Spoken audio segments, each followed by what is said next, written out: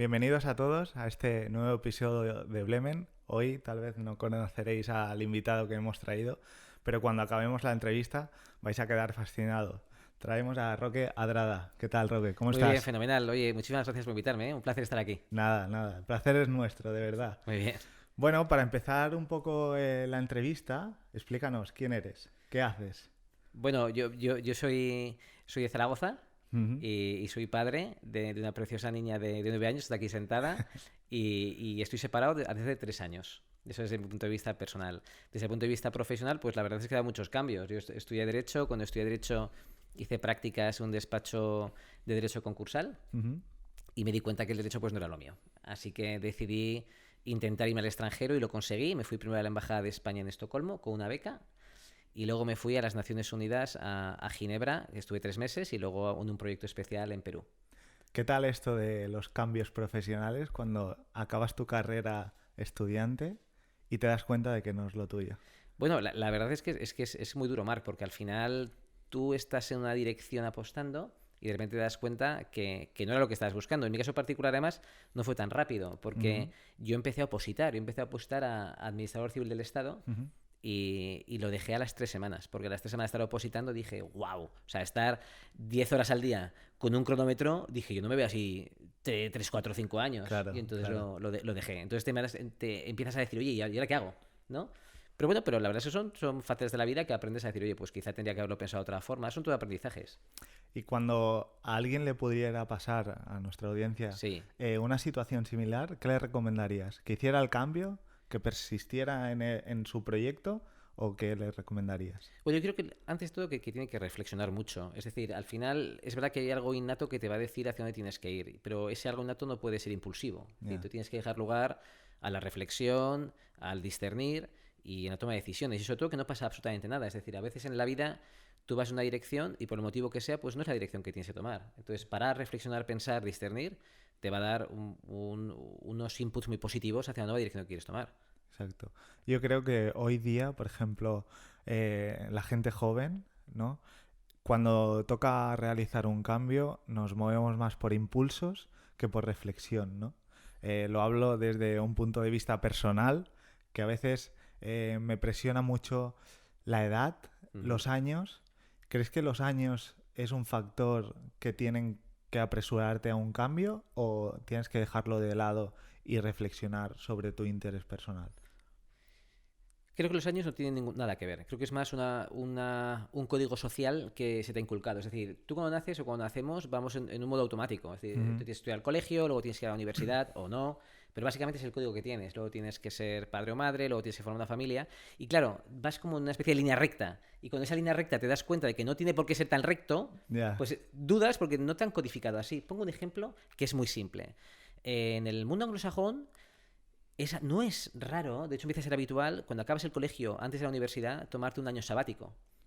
Creo que es brillante. Es decir, tener un año sabático para enfocar lo que quieras, aprender un idioma, hacer un viaje, aprender una habilidad que te cuesta mucho, es fascinante. Pero, por ejemplo, en los países del sur de Europa, España, como ejemplo, no estamos habituados, es algo raro. Y, oye, Claro. me voy a tomar un año sabático. Y dice, pero ¿estás loco? Estás Entonces, perdiendo el tiempo. yo creo que eso es muy, muy importante. Saber que no es un tema de edad, es un tema de codificación social que te hace que hay que ir en esta dirección, ¿no? Ujú. Y es así. ¿Cómo fue tu experiencia en el extranjero? Pues mira, yo cuando me fui al extranjero, la primera vez que me fui fue de Interrail con mis amigos y además la voy a destacar porque es muy interesante. Yo me fui de Interrail cuando tenía 18 años en el verano de primera universidad. Ujú. Y mis padres pues eran personas pues muy locales que habían viajado muy poco. Entonces Interrail ya sabes qué, estás con tus amigos con un billete de tren que te vas a descubrir Europa, ¿no? Y no sabes ni dónde vas a dormir muchas veces. Joder, y me acuerdo que el mismo día que cogía el tren, mi madre, la pobrecita, pues llorando de que no me fuera. Pero llorando, ¿eh? Y yo Ya, estuve a punto de no irme. Digo, o sea, ya, es que mi madre está aquí llorando, ¿dónde voy? ¿Dónde ya, voy? ya. Y con mis amigos cogimos el tren desde Zaragoza, fuimos un tren un montón de horas ahí hasta París, joder, y fue llegar a París y dije, qué éxito llegar aquí. Es Un decir, nuevo mundo. no teníamos un duro, no hablábamos bien francés, tampoco hablábamos bien inglés, habíamos salido todo mi grupo de amigos y yo muy poco, pero fue espectacular, o sea, espectacular, pero fue vencer esa tensión, quizá de presión interna Y sales y te das cuenta que hay un mundo maravilloso, ¿no? Ujú. Muy diferente, algunas cosas, pero precioso al fin y al cabo.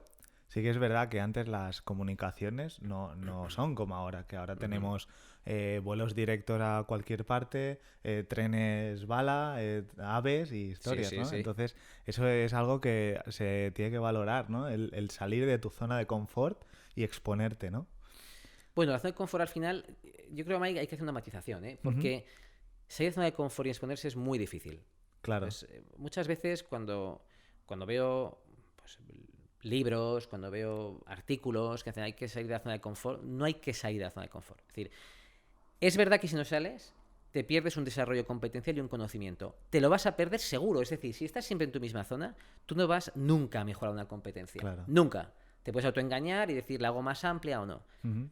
Pero cuidado, salir de la zona de confort es en ocasiones muy difícil. Ya, ya, ya. Entonces, yo digo, no es necesario salir de la zona de confort. Es decir, es asumir que no vas a salir o asumir que sales y habrá un momento de dificultad, pero que te va a dar un enriquecimiento personal, profesional, de conocimiento, de competencias enorme. Pero eso no es obligatorio. Ya. A mí me gusta la idea de salir de la zona de confort porque se te plantea como una nueva vida hacia Ujú, ti, unos nuevos retos y habilidades, como tú bien decías, que no conocías antes, ¿no? ujú, Entonces, yo, por ejemplo, estuve en Australia viviendo un tiempo y salir de mi zona de confort, que era aquí, estar con mi familia, irme allí sin nada ni nadie, me permitió aprender ujú, y conocer gente de todo el mundo, culturas, algo que fue increíble, ¿no? Y yo lo recomiendo siempre, que ujú. la gente intente o exponerse o hacer algún cambio, que ya veréis que obtienen resultados, ¿no? Hombre, sin duda, es que al final, es decir, exponerse a nuevas situaciones como la que ha hecho en Australia es extraordinario. ¿Por qué? Pues porque te das cuenta de un yo que no sabías que estaba ahí. Es decir, quizá te Exacto. daba mucho miedo o hablabas normal inglés y dices, ostras, llevo aquí 2 semanas, me empiezo a desenvolver muy bien, estoy conociendo gente maravillosa que no sabía que había esta gente, no sabía que iba a gustar el surf y estoy surfeando, no sabía que había universidades tan buenas, Ujú. no sabías, ¡pum! Y de repente tienes un enriquecimiento brutal. Y yo también lo valoro y creo que hay que hacer. Es decir, al final la vida es... Tú cuando estás en la fase final de tu vida son un conjunto de experiencias. Ujú. Y eso es tu vida. Es decir, tú cuando vas a cerrar el libro y ya lo vas a poner en la biblioteca, que sería tu final, Claro. son experiencias.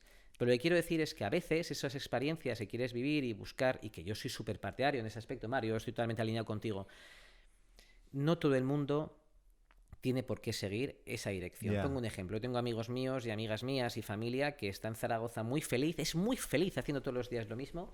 Y muy posiblemente si se tuviera que exponer, aunque tendría nuevos conocimientos y nuevas experiencias, no sería tan feliz porque ha Claro. decidido decir, yo decido renunciar a esto porque en esta zona de confort soy inmensamente feliz. Ya. Y me parece maravilloso. O sea, la clave es darte cuenta de hacia dónde quieres ir, ¿no? Y por eso digo que la salida de confort, estoy de acuerdo. Ujú. Si no sales, no tienes experiencias, no tienes nuevos conocimientos, pero no es obligatorio. Claro. Y esto es importante. Yo me acuerdo, hablando del tema del idioma, cuando viajaba para allí, uno de los motivos por los cuales yo decidí vivir esa experiencia fue por el inglés. O sea, Ujú, me fui con un inglés cero y dije, no puede ser. O sea, hoy ujú, día la mayoría de personas tienen un nivel medio, se pueden desenvolver en una ujú, ujú, conversación ujú. y esa fue mi decisión para ir hacia allí. Yo me acuerdo que hice escala en Bangkok. No tenía ni idea hacia dónde tenía que ir, no tenía ni idea cómo me hablaban. Y la paradoja de todo esto es que cuando volvía, paré en Singapur y tuve la soltura de salir, conocer, Fíjate. visitar sitios, conocí a gente de Estados Unidos. Y esto es como un cierre, ¿no?, de Sí, sí, ciclo de decir, mira lo que se genera, ¿no?, sin duda. cuando uno va a conocer una experiencia pero completamente diferente a tu realidad. Sin duda. Ujú. Es así, decir, además lo que digo, te das cuenta de quién eres en realidad y lo que puedes hacer en circunstancias que no estabas acostumbrado. Entonces es verdad, o sea, si tú no te expones a eso y te pierdes eso, es decir, te pierdes justamente eso, entonces, que es muy importante y a mí me parece fascinante. Mira, te pongo otra nota. Yo cuando estuve en Naciones Unidas, en Ginebra, tuve la inmensa suerte de que teníamos un proyecto que era en la Escuela Diplomática de Perú. Ujú. Y Tuve la inmensa suerte, además, de que mi responsable decidió mandarme a Perú. Y yo cuando me hice ir a Lima, digo, madre mía, yo no había estado nunca en Latinoamérica. Yeah. Y digo, ¿pero qué voy a hacer yo en Latinoamérica? Digo, ¿pero qué voy a hacer ahí? Si todo lo que llega a España es que hay inseguridad, tal. Yeah. Y me acuerdo cuando llegué a Lima y aterricé, el barrio de Lima, que está pegado al aeropuerto, es un barrio algo complejo. Luego, hasta que llegas a San Isidro o a Miraflores son más tranquilos. Y recuerdo que cuando llegué a Lima, que iba con un poco de miedo, a los 72 horas que empecé a conocer gente de Perú y además gente de otras partes de Latinoamérica, porque estamos en un proyecto más global, y empezamos a salir a cenar. Al final acababa saliendo de fiesta. Claro. Y decías, hostia, que había una época que tenía 23, 24 años, y al final dices, ostras, es que entonces es curioso y dices, ostras, todo esto que he aprendido no lo habría tenido si no hubiera tenido la valentía de venir aquí y haber estado aquí, ¿no? Exactamente. Y eso, cuando vuelves diferente. Exacto. Ya eres otra persona, ya lo has hecho, ¿no? Entonces yo creo que eso es importante. Para ir también conociéndote un poquito más y que nuestra audiencia te conozca, ¿cómo ha sido esto de estudiar en Harvard? Bueno, la verdad es que en Harvard te voy a hacer algo importante. Es decir, yo estuve en un curso de liderazgo que fue una semana, es decir, yo no hice un máster entero, y fue una cuestión, y lo digo así, de suerte. ¿Sí? Es decir, yo me acuerdo que yo en aquella época vivía en Bilbao y era verano, y cuando estaba en verano vi que la Fundación Rafael del Pino, que es una fundación extraordinaria, sobre todo, por ejemplo, es muy famosa para becas al estudio internacionales. Y estaba mirando becas porque en aquella época hasta me estaba volviendo a valorar estudiar un doctorado internacional. Entonces digo, a ver si la Fundación del Pino tiene financiación para doctorados internacionales. Y de repente vi que tenía financiación o había sacado cursos con algunas de las mejores universidades del mundo. Entonces, una de ellas era la Universidad de Harvard. Y entonces dije, oye, pues voy a intentar a ver si hay suerte. O sea, al final es una semana intensiva de un curso de Executive Education muy enfocado en leadership. Y digo, bueno, se presentará media España, pero bueno, vamos a intentarlo. Y con la inmensa suerte que de repente, además tenías opción de que te cogieran o que te cogieran con financiación. Ah, vale. Y en mi caso apliqué a las dos y gané las dos. Me cogieron en la formación y además me dieron la financiación completa para ir allí. Que además es una cosa muy curiosa. Yo nunca había recibido un cheque.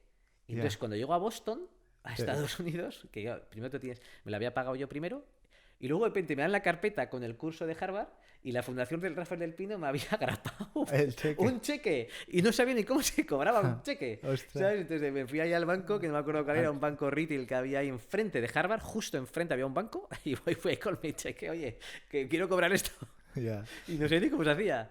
¿Y cómo fue la experiencia allí en Harvard? Pues mira, la verdad es que fue increíble. Yo recuerdo que era, en este caso, la Fundación Rafael del Pino lo que hacía era una formación para directivos y directivas españoles en Harvard. Entonces era como que le había pedido a Harvard que hiciera una formación de liderazgo para ejecutivos españoles y ejecutivas. Te voy a contar una anécdota que es muy divertida, ¿eh? Yo llego a Boston y llegué de los primeros a Harvard porque estaba muy nervioso antes de ir. Pero vamos, es que muy pronto. Y ahora estaba en la cafetería tomándome un café con leche americano, de estos que sabes, agua prácticamente. Y de repente yo tenía una carpeta encima que era de Deusto. Yo trabajaba antes en Deusto, trabajaba en ESADE.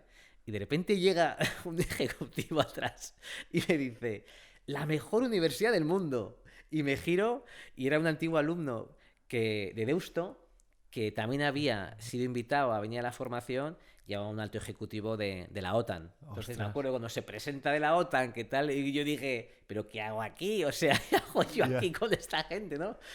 Sí, pero era pues gente muy potente. Había miembros del equipo diplomático, miembros de organismos internacionales, altos ejecutivos del IBEX 35, y luego pues por algún caso le estaba yo, que no sé muy bien qué hacía, pero ahí estaba. O sea, que la experiencia te permitió un poco conocer a gente y establecer un networking, ¿no? Muy potente, ¿no? Sí, de hecho además estaba muy bien montado, porque una cosa eran las clases que teníamos, pero luego siempre había algo después. Había una cena, me acuerdo una cena preciosa en el Faculty Club de la Universidad de Harvard. El Faculty Club de Harvard es impresionante, porque es un palacete en el barrio de Cambridge, que no es Boston, es el norte, y una cena pues no de gala, pero sí formal, y fue una maravilla, porque nos permitió conocernos a todos de forma más informal, y fíjate, muchas de esas personas que he conocido hoy me las llevo hasta tal punto que el directivo de la OTAN pues ha colaborado en proyectos en ESADE, donde estoy Ostras, ahora. Sí, qué sí, chulo. y luego también estoy muy en contacto con algunas personas que están allí y nos ayudamos mucho en cosas, pero de forma muy natural, ¿eh? Porque al final cuando levantas y construyes una red de networking basada en la naturalidad y la autenticidad, Ujú. es para toda la vida, ¿eh? Claro. Para toda la vida. Y eso lo hemos conseguido mantener y es muy bonito. Además éramos perfiles muy diferentes. Digo que de lejos, ¿eh? Yo era en aquella época el menos preparado de todos. Ujú. El menos preparado.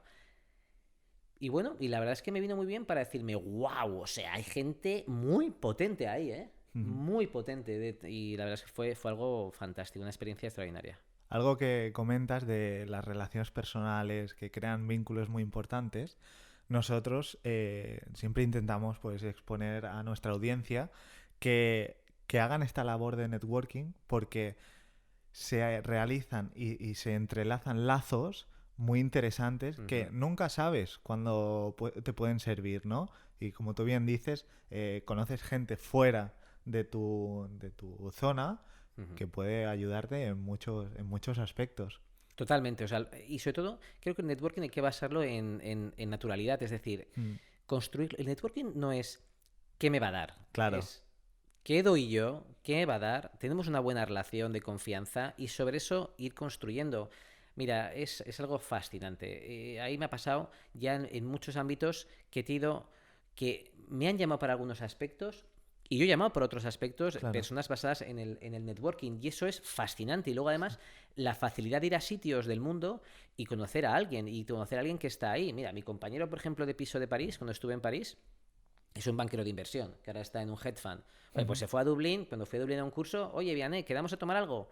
Ostras, pues quedar con una persona que está en un hedge fund en Dublín, que además es muy humilde, es un fuera de serie, ha estudiado en Stanford, ostras, pues te da una perspectiva de decir, oye, pues, ¿cómo ves esto? mm, ¿Tú por dónde vas? Entonces, exacto. ves un poco también El una especie de contraste, ¿no? peloteo Claro. de contraste y luego Mm, además, por ejemplo, en mi caso, como llevo toda mi carrera profesional después de organismos internacionales en sector educativo y he pasado por varias business schools, pues al final también pues te das cuenta de que el paso del tiempo te convierte en un experto. claro. Entonces, a mí en ocasiones me llaman y lo agradezco mucho. Oye, ¿cómo ves que hacerme esta formación? O incluso a mí ahora me parece muy bonito sus hijos.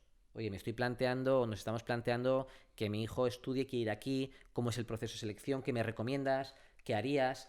Bueno, yo, sí, sí, sin insistir, yo no puedo dar recomendaciones, pero sí que Claro, tengo insights desde dentro que puedes guiar y eso es el networking, algo que te va a claro, acompañar siempre y una claro. relación dual. Tú das para también recibir y eso es una relación bonita. Qué bueno.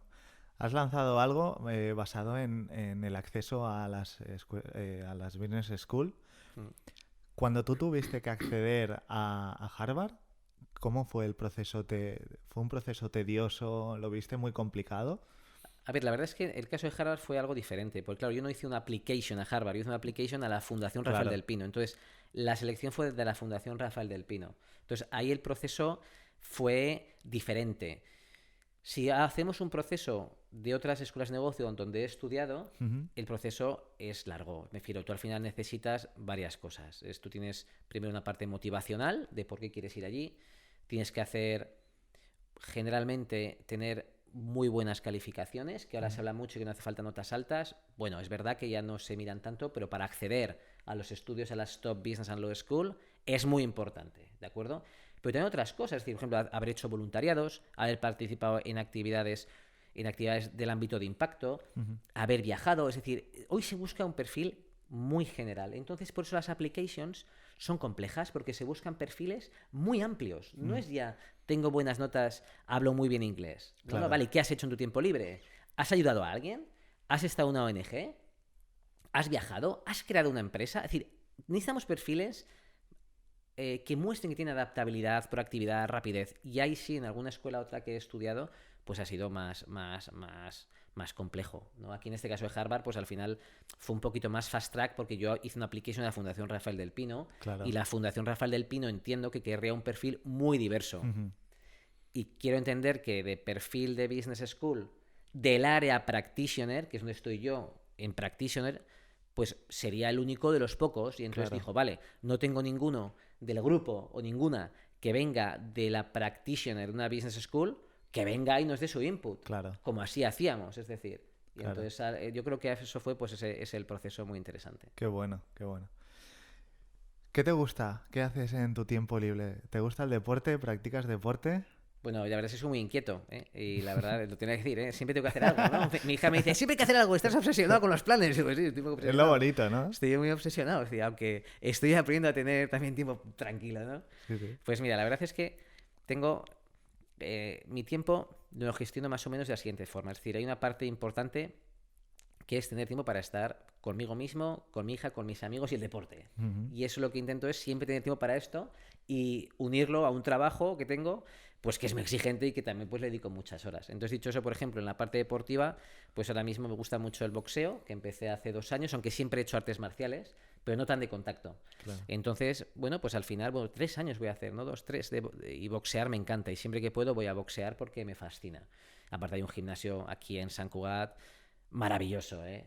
Maravilloso, que estoy muy contento. Ya lo recomendarás. Sí, no, de verdad, porque la verdad es que lo descubrí y me parece fantástico. Yo que nunca había hecho boxeo, aunque insisto, ciertas artes marciales, ir a un deporte donde hay contacto, pues Claro. siempre te da un poco de, ¿sabes? Pero hacen con mucho cuidado, tú vas a tu nivel y me fascina. Y ese es otra cosa que me gusta mucho es andar por el monte, que no lo llamaría senderismo, sino a caminar por el monte, que la verdad es que me encanta, es coger nuevas perspectivas, momento de tranquilidad, reflexión, naturaleza, me fascina. A mí algo, bueno, yo he practicado boxeo también, ¿Sí? algo que me sorprende mucho, que ahora va cambiando. Tú cuando dices, a mí me gusta el boxeo, soy aficionado al boxeo, a las artes marciales mixtas o lo que sea, se asocia mucho a la violencia.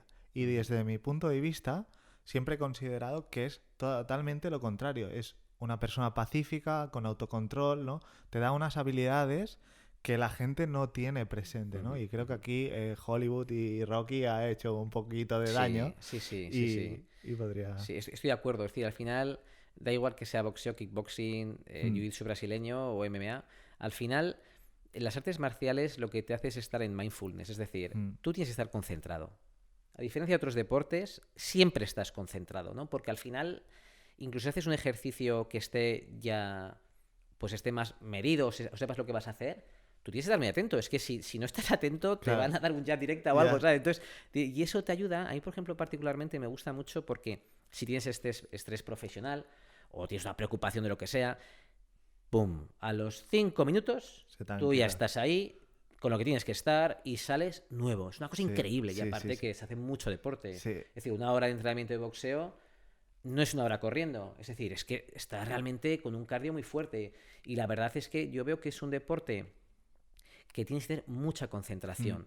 Y eso te descarga mucho de otras cosas que llevas. Por eso a mí particularmente me encantan las artes marciales y ahora mismo en esta parte de mi vida el boxeo. Actualmente tenemos un campeón de la UFC, ¿no? Ilia Tupuria. Sí, sí, Este sí. pasado fin de semana se proclamó campeón del peso ligero. Peso pluma. Sí. Peso pluma, me parece. Bueno, ¿qué opinas de este campeón? De este nuevo campeón. Bueno, yo creo que primero estoy muy contento de que haya un español que esté allí y la verdad es que es fascinante, ¿no? O sea, yo creo que todos los luchadores en general tienen una historia detrás muy bonita, Ujú. pero Topuria también. Y la verdad es que se ha esforzado mucho y lo ha conseguido. Y ahí me gusta mucho. Si algo que te dijera que no me gusta de Topuria es que esa autoseguridad que proyecta, Mm, yo creo que es un papel. ya, En mi modo de ver, es como Conor McGregor, ¿no? Yo sí, creo que proyectan, porque al final la UFC, ¿qué quiere? La UFC lo que quiere es ganar dinero. claro, Entonces ventas. tú tienes que jugar un papel. Y creo que juega ese papel. Particularmente, ¿eh? Yo te digo que de la pelea, que yo iba con Topuria, pero Volkanovski creo que tiene un estilo más fino y es un caballero. Un caballero antes y después. O sea, el hecho de acercarse a felicitarle, el hecho de volver otra vez. Mm, Es decir, yo creo que eso, Topuria, quizás por la juventud, no lo sé, pero en algún momento a mí particularmente me gustaría que se corrigiera un poco. claro, Porque si no, muestra demasiada seguridad. sí. O sea, una anécdota de esto, antes de la pelea, en su feed de Instagram ya había puesto campeón del mundo de la Así, UFC. ¿eh? Sí, sí, sí. Entonces, eso La gente tiene que entender que es un show, ¿no? Al final, como tú bien Exactamente, decías, exactamente. la UFC necesita facturar Sí, y sí, ganar pues dinero con las vistas, las sí, sí. entradas, ¿no? Y yo creo que ahí has mencionado a McGregor, también lo hace muy bien. Sí, a ver, Conor McGregor es que yo creo que en ese aspecto es de los mejores, porque por eso Topuria cuando sale dice quiero contra Conor McGregor. ¿Por Claro. qué? Le va a ganar seguro, o sea, no es el mejor momento de Conor McGregor y además lo sabe todo el mundo, no está en su mejor forma física ni lo va a estar. Pero ¿qué le va a dar al UFC a Topuria y a McGregor? Mucho dinero y va a ser un espectáculo. Es decir, tú cuando vas además a un combate, oye, yo te digo una cosa, si el combate sea en España, ahí me gustaría verlo, porque va a ser un espectáculo, es decir, va a ser como un Madrid-Barça, va a ser Sí, un sí, sí. espectáculo espectacular, y al final eso es lo que también busca, ¿no? La gente. Claro. Entonces, y luego además, creo que al ser un espectáculo, atrae al gran público. Es decir, antiguamente el valetudo, por ejemplo, no atraía a tanta gente, Mm. pero desde que se ha llevado la parte de violencia más la parte espectáculo, atrae. Claro. Y yo creo que ahí, por ejemplo, también el Conor McGregor contra Topuria puede ser un espectáculo. Y a mí me gustaría que se hiciera, Bueno, honestamente. Aunque Topuria le va a ganar, ahí sí que te digo que Topuria gana seguro.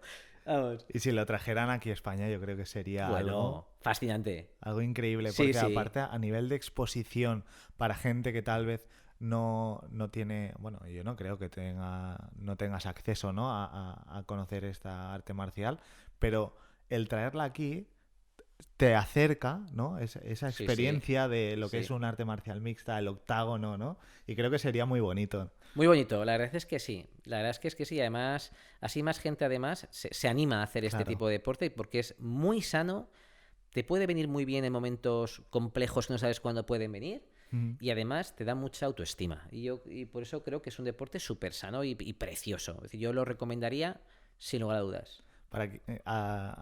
Desde tu punto de vista, ¿quién sería tu peleador favorito de la UFC Actualmente, o de la historia? bueno, en la historia te diría que Genki Sudo. Genki Sudo fue un luchador japonés que peleaba en varias, no solamente en UFC, porque UFC ya sabes que es una Sí, empresa. es. Ujú. Pues Genki Sudo. Pues Genki Sudo fue un luchador muy bueno que ganó a uno de los hermanos Gracie, cuando los hermanos Gracie eran muy fuertes de jiu-jitsu brasileño, y Genki Sudo dominaba muy bien la parte de kickboxing con la parte de De jiu-jitsu y suelo. además el espectáculo. Y a mí también, por la parte romántica, me gustaba mucho que Genki Sudo a veces hacía kung fu Ah, sí. en el octágono. Ostras. Y ver kung fu no es tan habitual. De hecho, hay un combate muy bonito que se pone a hacer kung fu mono, que es un arte marcial centenaria. Y a mí particularmente me gusta. Y luego Genki Sudo ha escrito varios libros, lo que pasa es que están todos en japonés. Ah, Sí, y además creo que ahora está en el Congreso de Japón. ostras. Sí, sí, sí. Genki Sudo, es un espectáculo verle. Muy Lo limpio. recomendamos. Sí, sí, sí, Genki Sudo. Y además, yo lo conocí, fíjate, hablando de networking, yo lo conocí porque cuando viví en Lisboa, uno de mis compañeros del corredor de la residencia era un diplomático en prácticas japonés.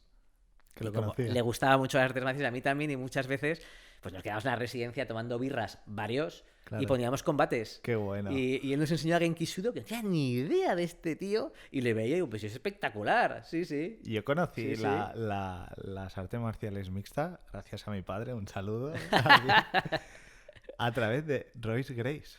Hombre, claro, joder, la familia Es, Grace, fantástico. es muy mítico. Sí, Al hilo de esto, yo tengo un familiar muy cercano que él hace jiu-jitsu sí, y la familia Grace tiene aquí una escuela de jiu-jitsu, el hermano, sí. y fuimos una vez y increíble, Espectacular, ¿no? increíble, Voilà. increíble. Sí, Sobre todo cuando ves algo que desde tu infancia has visto a esta gente, que los tienes como referencia sí, sí. y conoces a uno de los integrantes de la familia, a mí me encantó Hombre, son la una saga experiencia. Sí, importantísima. sí, Sí, sí, yo sí. creo que han hecho mucho. Es verdad que cuando ya en las artes marciales mixtas se empezó a regular el tiempo máximo, Sí. cambia un poco, porque sí que es verdad que el jiu-jitsu brasileño, por ejemplo, o el jiu-jitsu normal, o todo lo que sean de suelo que domines, Mm, sin tiempo puedes tener muchas opciones. claro, Cuando tienes ya el tiempo limitado y marcado, y ya es un espectáculo, ya es un poco más complejo. claro. Volviendo a nuestro podcast, Sí, a nuestro hilo, ¿qué es para ti el éxito, Roque? bueno, es una buena pregunta. Y difícil, Es ¿eh? muy compleja. Te diría que el éxito, en sentido general, no solo Ujú. profesional y personal, creo que el éxito es conseguir vivir de acuerdo a donde quieres vivir. Es decir, eso es el gran éxito fundamental. Es decir, por ejemplo, Si tú quieres tener una carrera profesional internacional de élite que te exige mucho, haber llegado allí. Si tú quieres tener una carrera profesional brillante, pero manteniendo un balance familiar y personal, haber conseguido llegar ahí. Si tú, por ejemplo, quieres llegar a estar en un equilibrio muy fuerte con tu ciudad natal y rechazas un poco tu carrera profesional, saber vivir bien ahí. Entonces creo que al final el éxito es conseguir vivir de acuerdo a cómo tú te has proyectado y lo has conseguido. Para mí ese es el éxito. Porque eso que te va a hacer, te va a hacer vivir de acuerdo a donde querías y eso te va a dar mucha felicidad. Claro. Entonces creo que el éxito está más enfocado en eso, es decir, conseguir tus propósitos personales y profesionales. Pero claro, para eso tienes que saber cuáles son, Claro. que quizás es más complejo, ¿eh? Claro. Veo que vinculas el éxito a la felicidad personal. Sí. Y hay mucha gente que lo vincula a algo material como podría ser el dinero. ¿Tú cómo lo ves esto? Sí, pero fíjate cómo lo he hilado, ¿eh? Lo he liado, o sea, lo he ligado a tus propósitos personales y Claro. profesionales, no al dinero. Es decir, Claro. el éxito del dinero es algo totalmente erróneo. Mira, Daniel Pink en su libro Drive, que lo recomiendo a todo el mundo, es un poco de motivación profesional. Y él dice, oye, hay que tener cuidado. Es decir, tú tienes que vivir de acuerdo a motivaciones intrínsecas, no extrínsecas.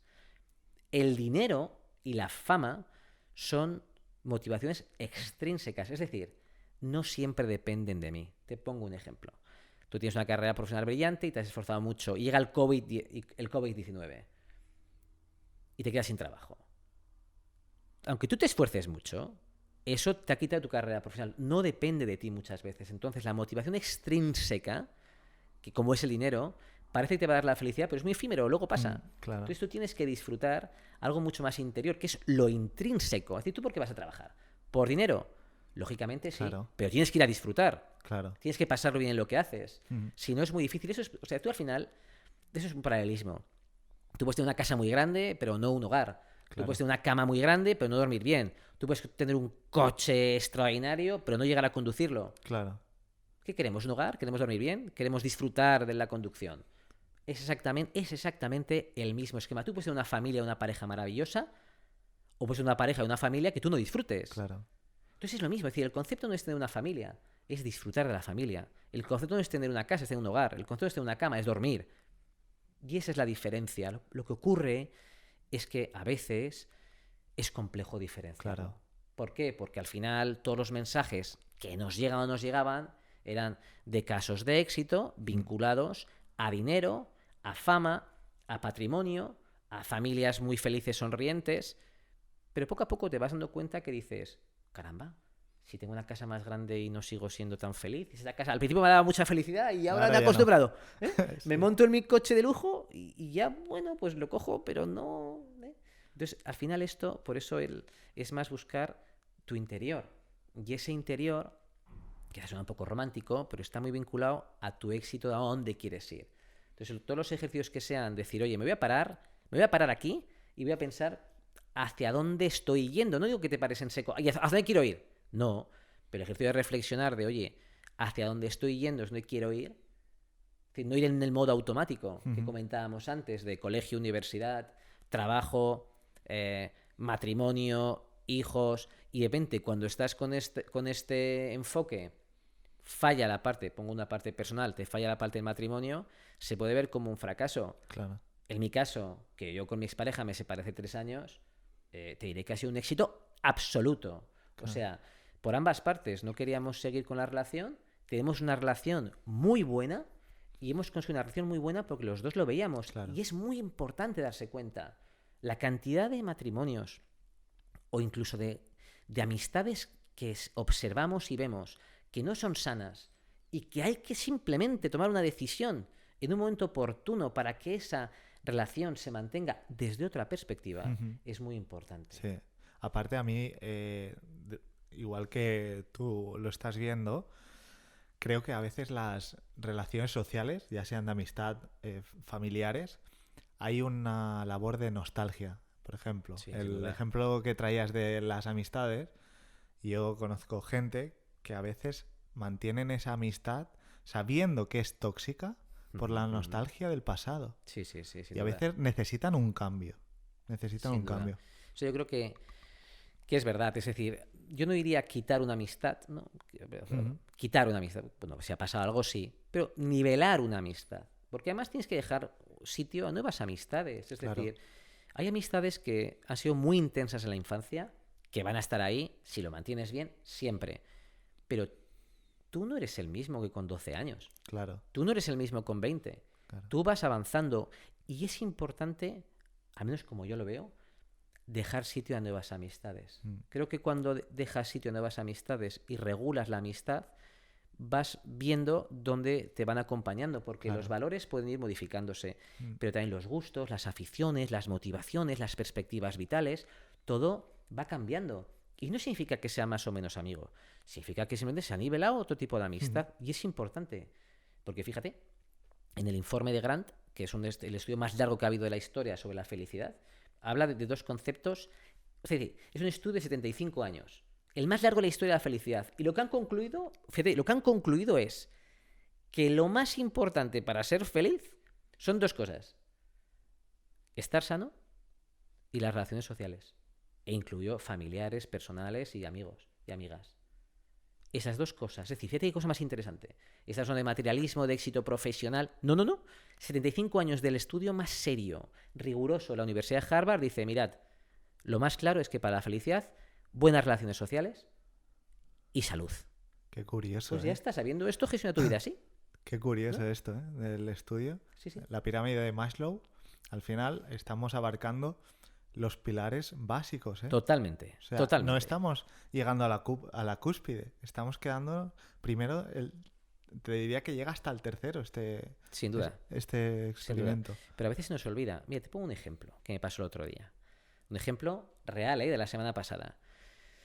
Esta semana había mucho trabajo, ¿no? Y salí muy tarde de trabajar y había quedado con un amigo en Gracia para tomar algo. Y estaba muy cansado. Y estaba con una compañera de mi equipo y le digo, oye, creo que voy a cancelar quedar porque estoy muy cansado. Y estoy a punto, ¿eh? Y me dice mi compañera, me dice, Roque, aunque estés cansado, queda con tu amigo. Y dije, pues sí, relaciones sociales, claro que sí. Y estuvimos nada, dando un paseo y poco más. Pero oye, y luego llegué a casa y dije, pues sí, si es que si no habría ido a casa, pues estaba muy cansado, no habría ni ido a entrenar. Y este momento pequeño para estar con un amigo, estar los dos hablando, conversando nuestras cosas, vuelves con más cosas, ¿no? Entonces es verdad que ahí tuve el casi error de decir, ostras, valoro más mi parte profesional, me voy a dormir al día siguiente, trabajo igual, Claro. o me voy un momento, estoy con un amigo, nada, 1 hora y media, hablamos, conversamos y ya luego vuelvo, ¿no? Entonces es importante que a veces, pues el día a día te hace que estás pues en otras cosas, ¿no? Es que a lo mejor ese era tu descanso, ¿no? Esa hora y media compartiendo con alguien que Sin querías, duda. ahí estaba el descanso. Porque mira, si no me iba a ir a casa, y te lo digo tal cual, si no me iba a ir a casa, iba a hacerla rápido y me voy a poner otra vez a trabajar. Claro, claro. Que ojo, que si hay que hacerlo, se hace en momentos Claro. muy puntuales, pero no puede ser siempre, porque Claro. entonces va rechazando oportunidades, Hay que saber parar, ¿no? sin duda. Hemos hablado de la felicidad, vamos a hablar de la otra cara de la moneda, que es el fracaso. Sí. Pues te diría que el fracaso es la otra parte, ¿no? Es decir, yo creo que el fracaso es enfocar tu carrera profesional y tu carrera vital en una dirección que no quieres llevar. Es decir, te pongo un ejemplo, ¿no? Dice, he fracasado en este proyecto, hablando de emprendimiento. Yo no lo creo. Es decir, si tú le enfocas muy fuerte a un proyecto, si lo has hecho muy bien, si te has manejado muy bien con los Venture Capitals o con los Business Angels, si entiendes muy bien y al final el producto que tenías o la idea no ha funcionado, no has fracasado en absoluto. Es decir, todo lo que te llevas de aprendizaje, eso es maravilloso. O como un trabajo, oye, ¿lo has dado todo? Sí. ¿Te has esforzado? Sí. ¿Has leído bien a las personas? Sí. ¿Has conseguido un ascenso? No. Pues lo has dado todo. Claro. Tranquilo, tranquila, que va a llegar. Y si no llega, no pasa nada. Hay aspectos externos subjetivos que afectan. Por eso creo que el gran fracaso es cuando estás en un trabajo que sabes que no te gusta y estás por estar. Y no tomas la decisión de salir. Un fracaso es cuando estás en una relación de amistad y sabes que por algún motivo esa relación no va en la dirección y no eres capaz de nivelarla. Yeah. Un fracaso es cuando estás en una relación de pareja, sabes que no va a ningún sitio y no te atreves a tomar la decisión de salir de ahí. Claro. Eso es un fracaso, bajo mi punto de vista. ¿Por qué? Pues porque estás fracasando en lo más importante, que es dirigir. Y una cosa muy importante, el tiempo va hacia atrás. Es decir, va hacia atrás. Tú cuando tienes ya una edad, lo que puedes hacer es mirar atrás y analizar lo que has hecho mal. Ujú. Pero no te va a dar tiempo a cambiar según Claro. qué edad. Entonces es mejor que decir, voy cambiando porque es que cada vez tengo menos tiempo. O sea, cada vez tienes menos tiempo. Es decir, desde el día que naces hay una verdad única Que vas a morir.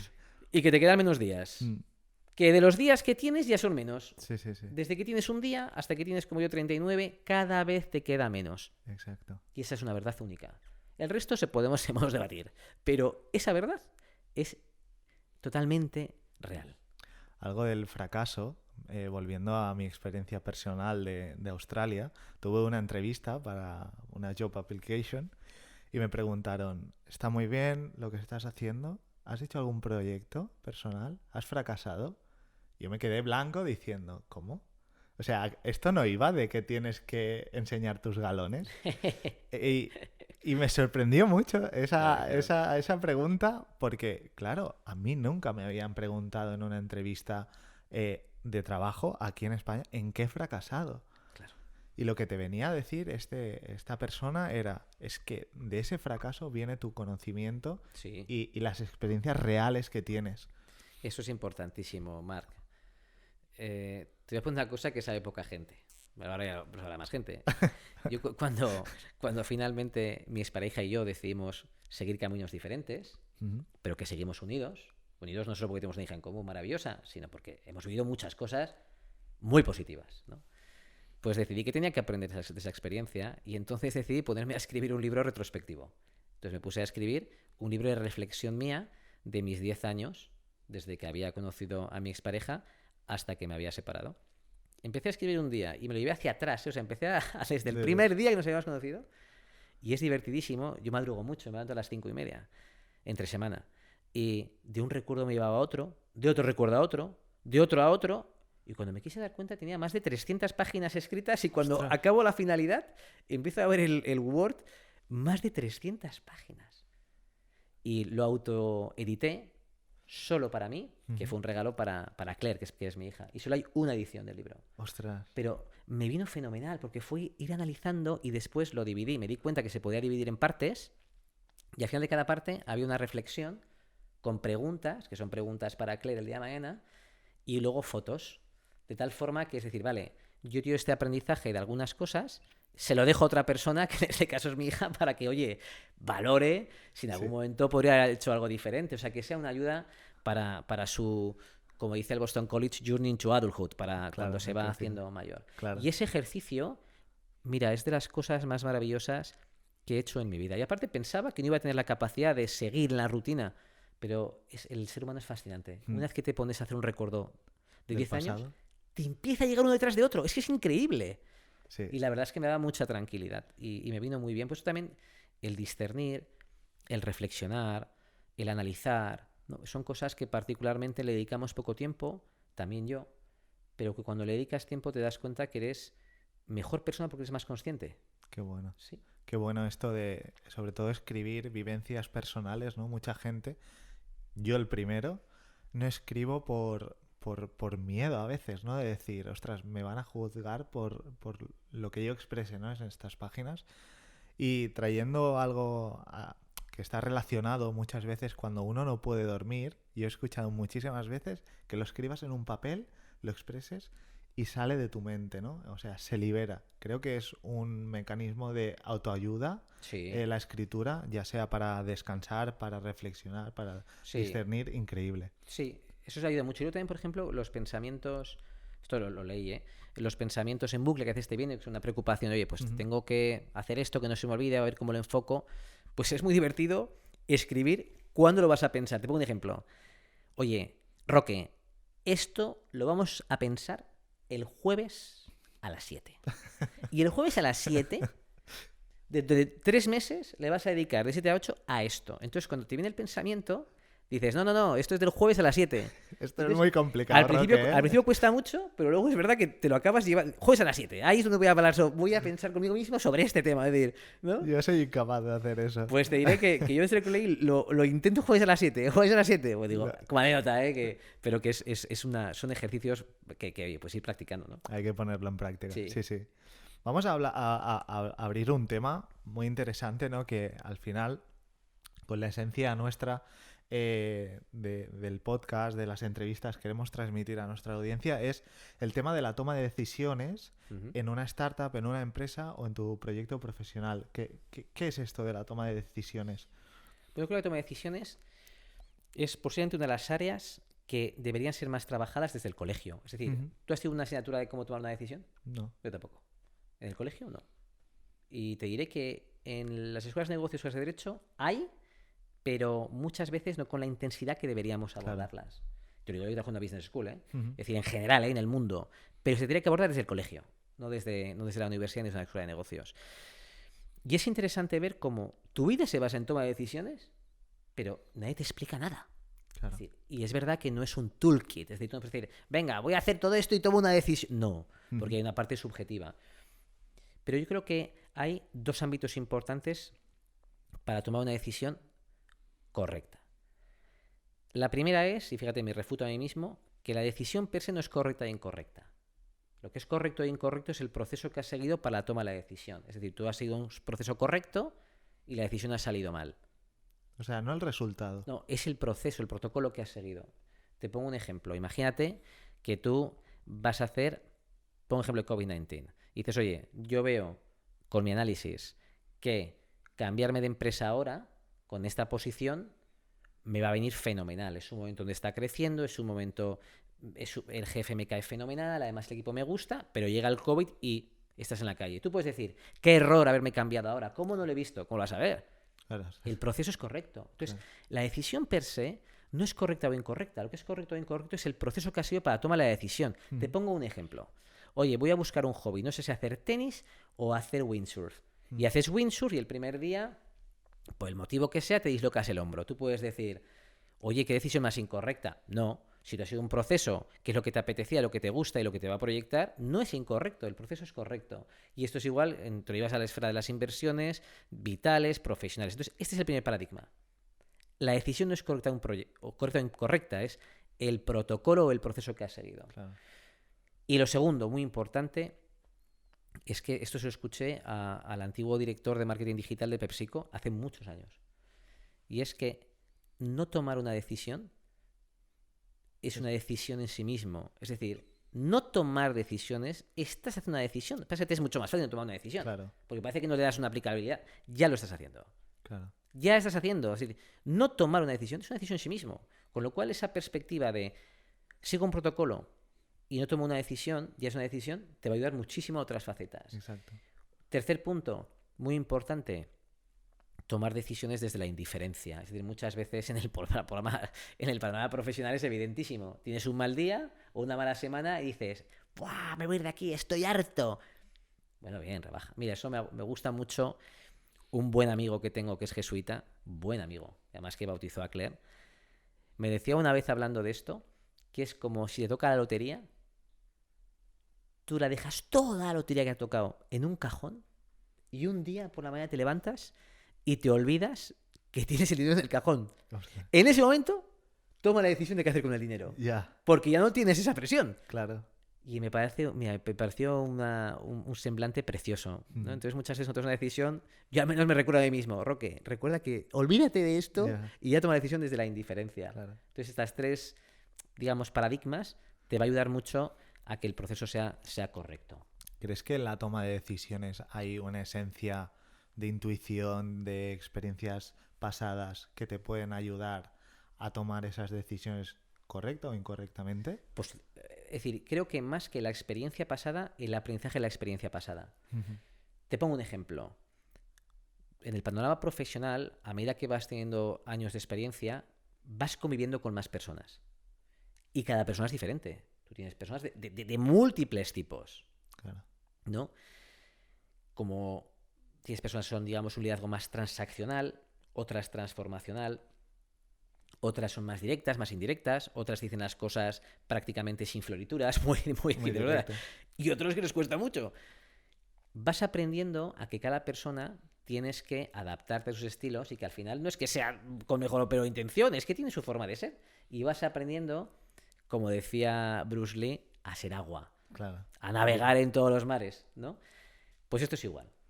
Tú eres agua si has aprendido de eso. Si no has aprendido de eso, aunque lo hayas estado expuesto, te vas a comportar igual. Claro. En el mundo profesional o en el mundo de personas exactamente el mismo. Es decir, tú las experiencias y las exposiciones te va a ayudar mucho en tanto en cuanto hayas sacado un aprendizaje de las mismas. Ujú. Y eso es para mí lo más importante. De ahí lo que hemos hablado antes de la salida de zona de confort, te ayuda mucho a tener más exposición. Claro. Es decir, evidentemente, tú cuando estás en un proyecto con gente de otras partes del mundo, si tú has convivido con gente de Australia, ya sabes cómo se comporta culturalmente. Y más o menos vas a saber sus puntos fuertes, sus puntos más débiles, que no es puntos débiles o fuertes, sino para ti cómo te tienes que gestionar en ese ámbito. Sí, sí. Entonces, cuantas más experiencias tienes y más reflexiones hagas sobre lo mismo, te va a dar más posibilidad de acertar en una dirección o no. Me acuerdo esto de que hablas de las experiencias. En la universidad hicimos una asignatura que trataba de conocimiento cultural a nivel global. ¿Y qué trataba? Algo muy sencillo, ¿no? Pues, por ejemplo, era más discusiones, diálogo, ¿no? No era nada reglamentario, sino que era un conocimiento, pues una skill, ¿no? Es lo que pretendía esa asignatura. Y con esto vengo a decir que esta asignatura lo que pretendía era conocer lo que tú ahora bien decías, que si por ejemplo tenemos una entrevista, una reunión con una persona japonesa, ¿cuáles son sus métodos o sus formas de hacer en comparación a un italiano? Y un italiano en comparación a un americano, ¿no? Son contrastes completamente diferentes que los tienes que conocer para tener una postura, un comportamiento adecuado, ¿no? Y la vi muy útil y muy necesaria. Sí, sí, sin duda. Es decir, la parte de cross-culture management en Sí. todas las facetas es importantísimo, porque al final un proyecto puede fallar porque no has leído bien a la otra persona. Claro. O sea, al final todas las interacciones son personales. Entonces, al final, en la empresa, ¿por qué no llega más lejos el que mejor notas ha sacado en el colegio? Claro. Pues porque hay una parte de competencias y habilidades blandas que se desarrollan con exposición y con entrenamiento. Además de conocimientos técnicos, que es evidente. Pero esa parte es muy importante. O sea, ¿crees que al final una persona que quiera tener una proyección a niveles altos, a nivel empresarial, ¿crees que la recomendación básica sería trabaja en tus soft skills? Independientemente de, ojo, presta atención a tu carrera académica. Sí, yo creo que en mi experiencia, y esto lo viví más cuando estuve en Executive Education hace unos años, hay muchos líderes que no quieren ser líderes. Muchos. Y a veces la empresa te da solo posibilidades verticales porque las horizontales no suelen ser tan habituales en una carrera directiva. Ese es el punto uno. Entonces yo creo que hay que detectar si quieres o no ser un líder o un experto en algo muy concreto, ¿no? Claro. Porque es liderar personas o te gusta mucho, a veces se hace un poco difícil, ¿no? Es una realidad. Diría que es una unión entre conocimientos técnicos importantes, es decir, tú tienes que tener una capacidad técnica importante, es decir, formarse en algo es importantísimo para entenderlo. Pero si tú sabes algo muchísimo y no eres capaz de aplicarlo, nunca vas a ser un buen gestor. Pongamos el liderazgo. Tú puedes ser un experto en transformational leadership, en liderazgo auténtico, en liderazgo humanista. Puedes ser un experto, escribir en los mejores journals, pero si no sabes aplicarlo, quizá tu vertiente es más puramente académica, es decir, puramente de escribir, y además seguro que te va a gustar más. Para aplicar lo que exige soft skills, ¿qué son soft skills? La empatía, la orientación, la motivación, el entendimiento, saber. Mira, a mí me gusta mucho una frase que esto me dijo un director de recursos humanos de una industria, que me decía, hay que conseguir que los colaboradores, dos cosas me decía que me gustaron mucho. Uno que era, hay que hacer que los colaboradores vengan cantando a trabajar. Y cuando me lo dijo no entendía nada. Dije, pero este tío, ¿qué dice? Y claro, hay que motivar para que vengan contentos. Y si no vienes cantando a trabajar, vete a casa y vuelve cantando, porque necesitamos que la gente venga motivada para dar lo mejor de sí mismas y disfrutar, cuidado. Y lo segundo que me gustaba mucho era que decía que hay que trabajar para sobrar. Es decir, cuando tú estás liderando un equipo, cuando estás liderando un proyecto y ya te das cuenta que lo has hecho todo, o si ya está en la parte alta de la ola, es el momento de decir, ahora vamos a por el siguiente. O sea, tienes que conseguir que el equipo vaya solo. Claro. Porque eso se llama trabajar para sobrar. Y es el objetivo de todo gestor, trabajar para sobrar equipos autónomos, equipos de alto rendimiento, ¿no? Yo siempre digo mismo, mi mayor satisfacción en mi carrera profesional no es llegar a ser un alto directivo, que me gustaría, lógicamente. Me gustaría que alguien de mis equipos fuera al final mi jefe o mi jefa, porque sería que lo he desarrollado tanto, Claro. o tanto en la escala vertical, o que se vaya a otra empresa a una posición mejor que como entró. Es decir, ¿por qué? Porque significa que ha entrado, le hemos formado, ha aprendido muchas competencias y el mercado la ve o lo ve como un activo mucho más importante. Ostras, parte de ese protagonista de activo ha sido la organización, pero también el responsable. Entonces es muy bonito. Yo cuando veo a personas de mis equipos que están en otras empresas y que van además creciendo, es que digo, esto es el éxito de todo líder. Claro. Crecer a los equipos. Claro. ¿No? Y yo creo que pues no siempre es tan fácil, ¿eh? Porque el liderazgo es muy complejo. Si llegas a ser algún día un alto directivo, acuérdate de nosotros. Bueno, no lo sé, no es fácil y hasta estoy planteando si quiero serlo. No te voy a engañar. Muy bien. Has abierto un melón muy interesante que es la gestión de los equipos. Cuando alguien se enfrenta o se expone a gestionar equipos, ¿qué le recomendarías si es la primera vez que se enfrenta a esto? Bueno, lo primero que haría es que antes de cogerlo sepa si le gusta o no le gusta gestionar equipos. Es decir, Claro. porque no es obligatorio. Es Claro. decir, es una cosa pero sí que es verdad que en las organizaciones, al menos desde el punto de vista, suelen Vertical. ser más vertical, ¿no? Cultura Claro. de lo que se llama up or out. Sí. Entonces, es importante. Yo te diría que lo primero es que no nos veamos. Esta es mi perspectiva, que ve diferentes ámbitos. Mi perspectiva es que hoy en día ya no somos jefes. Yo no soy jefe de nada. Yo no soy jefe de nada. O sea, yo no mando nada. Yo soy un facilitador y una persona que coordina algo. Ujú. Y lo que tengo que hacer es facilitar un escenario donde las responsabilidades estén definidas, que fíjate lo que te digo, no claramente definidas, porque no creo tanto en el trabajar en boxes muy cerrados. Creo que hay muchos proyectos transversales y el mundo va en esa dirección, solo hay que verlo, los clústeres, los ecosistemas, aplicado desde el management. Entonces, un gestor de equipos tiene que plantear un escenario donde entienda bien las demandas y la forma de trabajar, los objetivos y las necesidades de cada persona del equipo para conseguir que haya un ambiente de trabajo muy positivo, una gran motivación y que el equipo al final vaya prácticamente solo. Claro. Yo creo que la figura del jefe, no sé, decía una frase de vences pero no convences. Ya. Yo ni venzo ni convenzo. Es decir, aquí tenemos unos resultados de conseguir, vamos a hacer el mejor escenario para que esto se consiga y poner un terreno de juego donde todos nos sintamos cómodos. Y yo seré el centrocampista, literalmente el que reparta juego. Ujú. Yo creo que esta perspectiva de facilitador es más actual que la de jefe. Y a mí Claro. particularmente me gusta más, o lo que si hablamos más técnicamente, sería un líder coach, ¿no? Una persona que lidera desde ese enfoque. Te pongo un ejemplo. Tú no puedes obligar a que cada persona trabaje de la misma forma. Seguro que hay personas que a las 6 de la tarde se tienen que ir para hacer algo que les apasiona. Y si no les dejas que a las 6 o a las 5:30 se marchen y no hacen la actividad paralela que les apetece, no va a venir motivado ni motivada. Si, por ejemplo, hay otras personas que necesitan quizá un liderazgo de estar mucho más cercano, pues tienes que leerlo. Y otras personas que quieren que, oye, no, tú déjame a que yo lo voy haciendo y te reporto cada X tiempo o te converso cada X tiempo. Entonces creo que la adaptabilidad a los equipos y personas es tremendamente importante. Y también establecer un ecosistema, un terreno de juego donde haya mucha colaboración. Creo que la colaboración es muy importante. Y cuando nosotros intentamos captar talento, contratar a personal, ¿qué recomendaciones darías?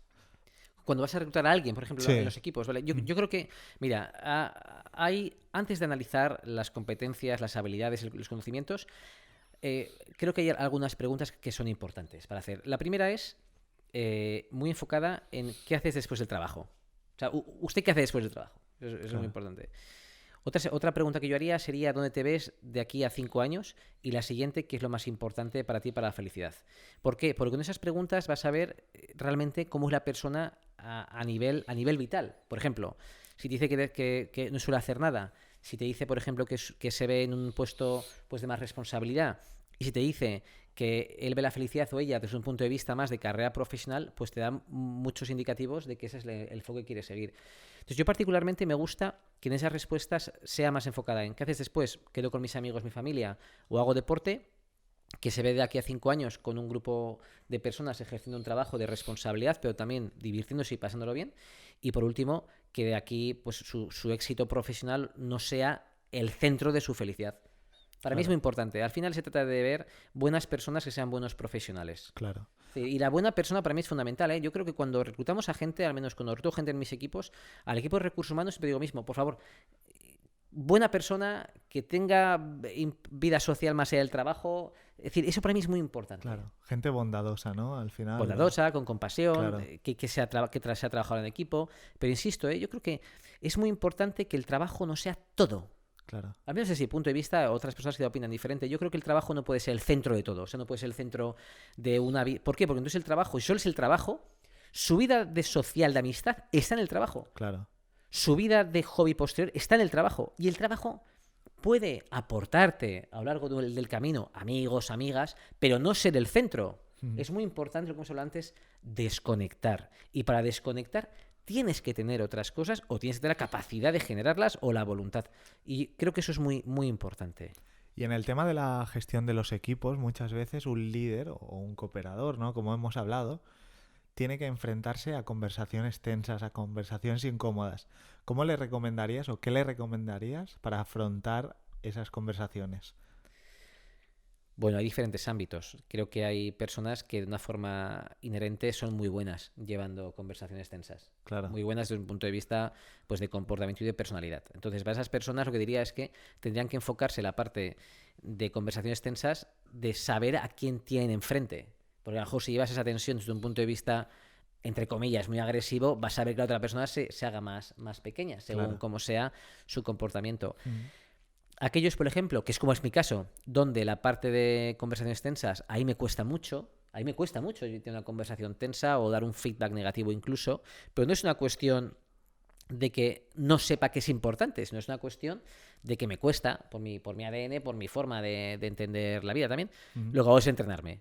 Es decir, lo que hago es entrenarme, lo practico muchísimo en casa, sé que los objetivos, también sé que va a costar, pero que el resultado va a ser mejor, porque en ese momento hay que hacerlo así, ¿no? Mira, tenía un jefe que me decía una vez una especie de truco que me decía, Roque, como te cuesta llevar una conversación tensa o un feedback negativo, simplemente cuenta hasta 3 y hazlo. Y a veces digo esto, 1, 2, 3, pum, y ya está, ¿sabes? Y ya cuando lo has soltado, no puedes echar atrás, ya está ahí, ¿no? Claro. Sí, bueno, y luego al final, pues es saber que tienes que hacerlo, porque no solo en el trabajo, también en la esfera de amistad, en la esfera personal, tienes que sacarte más encima de la mesa, y además es muy positivo para el resultado que se quiere conseguir. A mí me gusta mucho, a veces lo hemos comentado, ¿no? con el equipo y tal.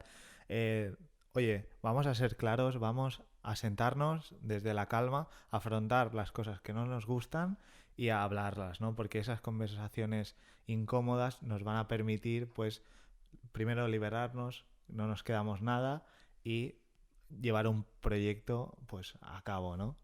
Exactamente. Yo lo demás también te digo que aquellas personas que son muy buenas en conversaciones más difíciles, creo que también tienen que saber también quién tiene enfrente. O sea, al final la clave es entender a quién tienes enfrente y adaptar un poco tu registro a la persona. Porque, por ejemplo, si tienes una persona que es un enfoque más reflexivo, emocional, como le lleves una conversación mucho más tensa, pues depende de sus años de experiencia profesional, le vas a hundir. Sí. Cuando ya llevas mucho recorrido, tú ya te conoces y sabes que no te va a afectar tanto, lo eliminas, ¿no? Claro. Entonces yo creo que es bueno, sobre todo cuando lideras equipos pues más jóvenes, tener un poco más de capacidad de registro en ese ámbito. Claro. ¿El líder qué características tiene que tener como tal? Yo creo que el líder, hay muchos tipos de liderazgo, pero justamente esa, ¿no? Es decir, el líder es una persona que tiene que ser capaz de adaptar un tipo de liderazgo a la persona que tiene enfrente y a la organización que tiene. Es decir, la adaptabilidad en la forma de liderar es la gran clave. Hay algunos momentos, yo no soy un líder transaccional, por ejemplo. ¿Qué sería esto? Pues un líder que va mucho más directo, claro. por ejemplo. Pero hay momentos en los cuales ese liderazgo tiene que salir. Un momento, por ejemplo, en que haya un problema muy puntual y que hay que ir muy rápido. Y que ahí ya no valen las opináticas, sino hay que ir en una dirección, ¿no? En ese momento hay un liderazgo transaccional clarísimo, ¿no? Y otro liderazgo que es más un liderazgo más motivacional, de englobar a todos, que sería transaccional, pues se exige más pues que todo el mundo forme parte del equipo, pues yo creo, oye, pues un proyecto a un año, o diferentes proyectos que quieras hacer. Pero pues la capacidad de adaptación al tipo de liderazgo que quieras hacer. Claro. Sí que es verdad que yo creo que hay algunos aspectos básicos del líder. O sea, un buen líder tiene que ser capaz, lo que has dicho tú antes, tiene que generar ser un referente. Es decir, yo no quiero trabajar con un jefe o una jefa. Yo quiero ver a alguien que tenga enfrente que diga, mira, me encanta trabajar, Sí. tiene cosas que yo jamás sería capaz de hacer, pero que me gustaría enfocar así las reuniones. Sí. Que digas, mira, que te genera hasta cierta fascinación, entre comillas fascinación, algunos aspectos que tiene y que sea además tu safety net, ¿no? Tu red de seguridad en algunos casos. Claro. Y además una persona que crea en los equipos, que delegue porque crea en los equipos que tiene. Creo que ese es un líder que está... Y luego también un líder que hace crecer a sus equipos. A raíz del líder vamos a concluir con el main event de este podcast, ¿no? Que al final es el emprendimiento, el business. ¿Qué necesita, ya que has estado en tantas business school, una startup o una empresa que está empezando para tener éxito? ¿Qué necesitamos? Mira, yo te diría que como todos los productos que salen, tanto profesionales, personales, como también industriales o de ámbito tecnológico, orientación al mercado. Puede ocurrir que en procesos más de startups, el propio emprendedor crea un producto y se enamora del producto. Pero claro, tú puedes tener un producto muy bueno, pero el mercado lo tiene que ver. Entonces, el mercado, entender qué quiere el mercado, cómo lo ve el mercado, a veces no es que mi producto soluciona un problema. ¿De acuerdo? Seguro que sí, pero el mercado quiere verlo así, el mercado lo ve así, los business angels lo ven así, los venture capitals lo ven así. Entonces, bajo mi punto de vista, entender cómo funciona el mercado respecto a la financiación es tan importante como dedicarle al producto, ¿no? Creo que se llama efecto pijama, ¿no? Cuando estás encerrado en tu producto y te pierdes todo lo que hay. Entonces, claro. yo si fuera emprendedor, si fuera a emprender algo, antes de centrarme en el producto, entendería bien, si no se conoce, cómo son los business angels, qué me van a pedir, qué está de moda que esté presentando, conocería a los venture capitals, dónde están invirtiendo, qué están buscando, me reuniría con bancos de inversión, que podríamos decir boutiques especializados en asesoramiento a startups, qué tipo de operaciones están haciendo para con mi producto, adaptarlo a un producto de mercado. En el caso de las business school, te voy a poner un ejemplo, o la law school sería igual. Claro. Yo saco un programa se puede diseñar de diferentes formas. Yo diseño un programa desde dentro y no escucho al mercado. Oye, hemos sacado este nuevo programa ejecutivo en desarrollo de liderazgo. Fantástico. Y lo hemos sacado solo desde dentro. No, pero cuando haces un programa de liderazgo para ejecutivos nuevo y actualizado, tienes también que ver el mercado como lo quiere. Tienes que ver el mercado qué competencias necesita. Tienes que ver el mercado hacia dónde va. Esto es muy importante. Si no, tu producto va a ser un producto muy bueno creado desde dentro, pero que a lo mejor el mercado tiene otras necesidades. Sí. Entonces es importante siempre testear el mercado. Testearlo, ver qué es lo que quiere. Sí que es verdad que en el caso, por ejemplo, de las startups o las business school, tenemos que ir un poco más allá. A mí me gusta lo de retar al mercado. Si solo nos dedicamos a hacer lo que nos pide el mercado, quizá podemos bajar la persiana, porque tenemos que ir un poco más allá. Pero en ese ir más allá, hay que entender quién está dispuesto a coger su cartera, dejarme su dinero y que le dé una rentabilidad. Y para eso tengo que entender qué es lo que quiere. Sí. ¿No? Entonces creo que la parte de entender bien quiénes van a ser mis inversores potenciales es tan importante como el producto.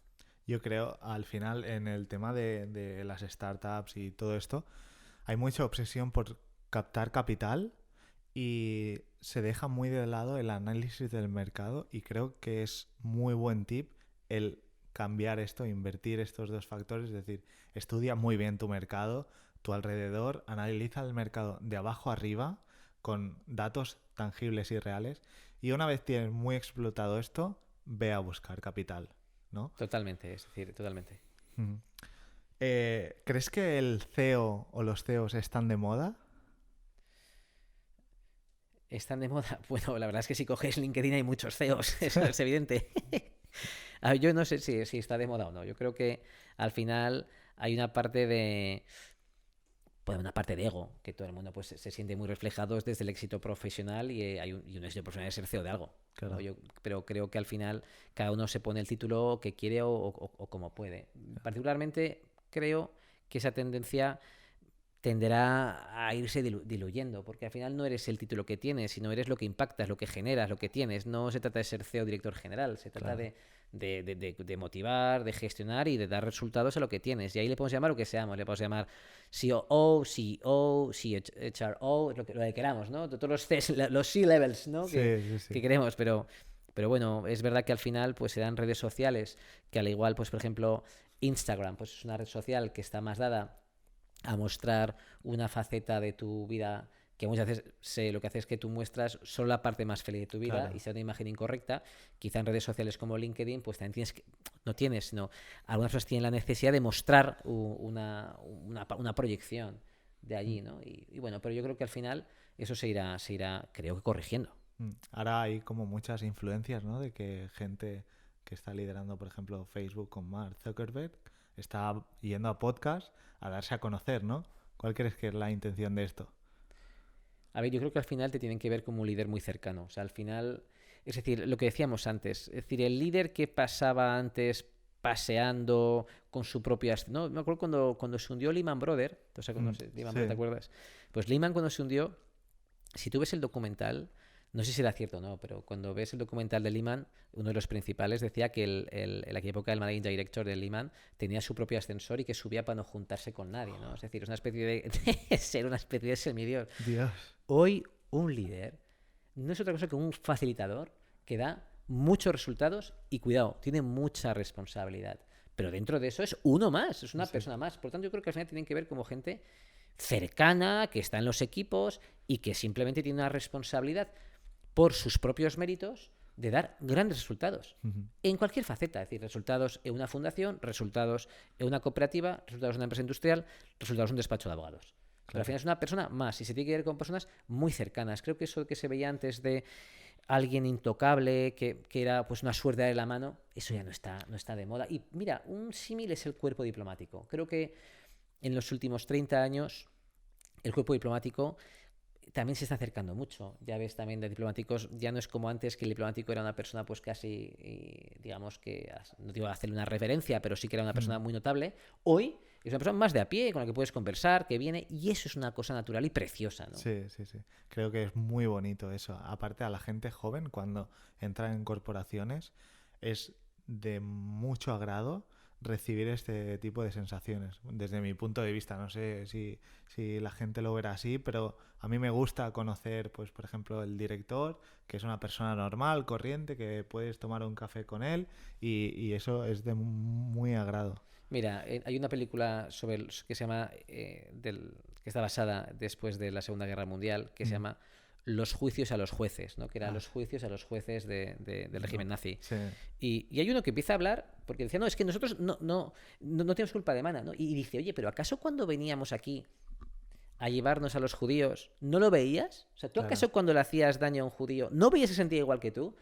Pues con el símil radicalmente diferente, pero al final todos somos personas. Mm. Entonces, un director general es alguien que por sus méritos, o una directora general, ha conseguido un cargo de responsabilidad importante, Ujú. pero sigue siendo una persona con sus sentimientos, con sus soledades, con sus dificultades. Claro. Lo pasa igual de mal que cualquiera de nosotros, solamente pues que A otro el nivel. recorrido ha ido asentando confianza y la confianza le ha llevado a que le den un cargo de la mayor responsabilidad, un board, un conjunto de accionistas o una empresa familiar, Mm. lo que sea, pero está en ese ámbito y por eso yo creo que tiene más sentido una persona cercana que se Claro. le puede preguntar, con la que puedas comer y en la que puedas discutir y además creo que eso genera mucho engagement y mucho commitment en los empleados, en los Mm. colaboradores y en futuros Sí. colaboradores y empleados, sí. Aparte de eso, lo que has dicho, ¿no? Que siente igual que tú, o sea, que no es un semidios ni nada, Pues, que totalmente. tiene preocupaciones, que le importan las cosas y que si le pincha, sangra, ¿no? Totalmente, Sí, totalmente, es sí. así, es así, es así. Roque, para ir concluyendo, vamos a entrar en una sección que damos inicio, la inauguramos contigo, Vale, que son respuestas chili. vale, vale. Son preguntas sorpresa. Y entonces te voy a hacer una valoración, ¿no? De dos inputs. Tienes que escoger uno y el que escojas, el otro se descarta. Vale, ¿Vale? Un ejemplo. Dormir o comer.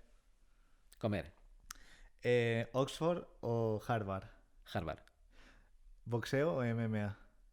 boxeo, Y por último, ¿a quién recomendarías a que viniera y se sentara aquí a este podcast? Pues te diría que recomendaría a un antiguo alumno con el que estuve ayer, que tiene una carrera profesional brillante, aunque es muy joven, pero tiene unas ganas de comerse el mundo fascinantes y tiene una historia detrás increíble, que se llama Jericho Agdan, que es fascinante y creo que lo podría hacer muy bien y sobre todo compartir reflexiones y trayectoria, que insisto, aunque es todavía muy joven, creo que va a gustar muchísimo. Pues desde aquí le lanzamos la propuesta. Está más que invitado. Muy Ha bien. sido un placer, Roque, El tenerte placer ha sido aquí. mío. Y un saludo. Muchísimas gracias, Nos Mar. vemos a Muchas la gracias. próxima. Gracias. Hasta luego. Adiós.